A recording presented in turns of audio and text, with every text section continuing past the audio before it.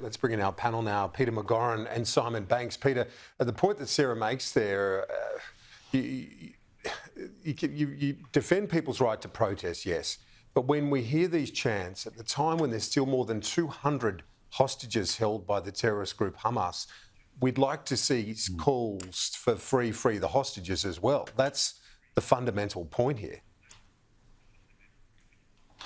I agree, Kieran, but I suspect that from the river to the sea, free Palestine wouldn't be understood by a number of those students. Let's face it, it's complex, it's historical.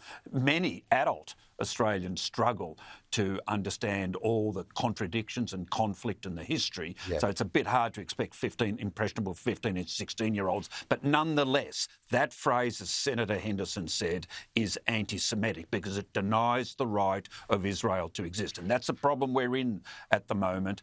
The two-state solution, one for Palestine, one for Israelis, has been junked. And Netanyahu's got a lot to answer for in that regard, but he certainly hasn't shown the proclivity for violence like Hamas has. Well, Simon Banks, that's the thing. We can have democratic protests and all that.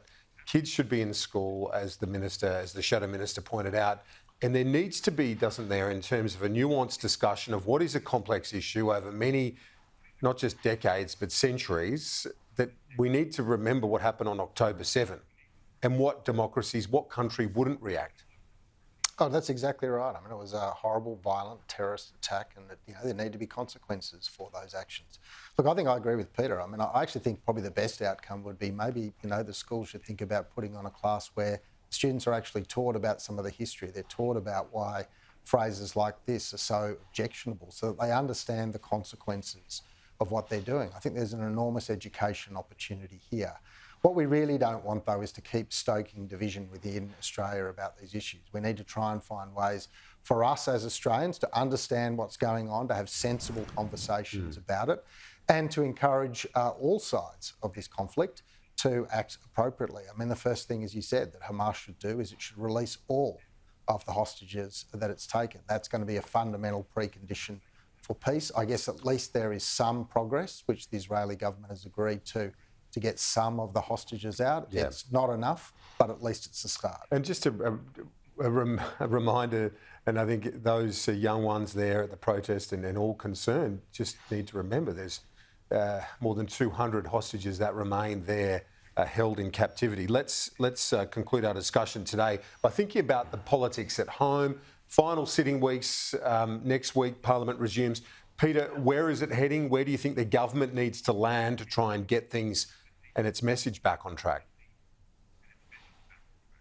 Well, I just find the government ministers astonishingly incapable and incompetent of conveying messages, Kieran, on all these issues of the last 2 to 3 weeks. No minister can stand and give the full facts and the explanation and justification. No one seems to have the courage of their convictions in arguing the case. I could give example after example, and the Prime Minister just has to take them back to school, since we're on that subject, that they look sneaky, they only give you half the facts, then they pass it up the line to a more senior minister who then duck shoves to another minister. Honestly, I think the government's showing signs of chaos. Simon Banks, what's your read? It's been a tough couple of weeks. Yeah, it has been a tough couple of weeks. But look, I think the government's got a good opportunity over this last week or maybe two of Parliament sitting to refocus the debate, to talk about the issues that matter most to Australians, which is the state of the economy, cost of living, what the government's been doing to actually tackle some of those questions in a more fundamental way, not just simply throw cash at the problem, which would only make the situation worse in the longer term for inflation and interest rates for Australians.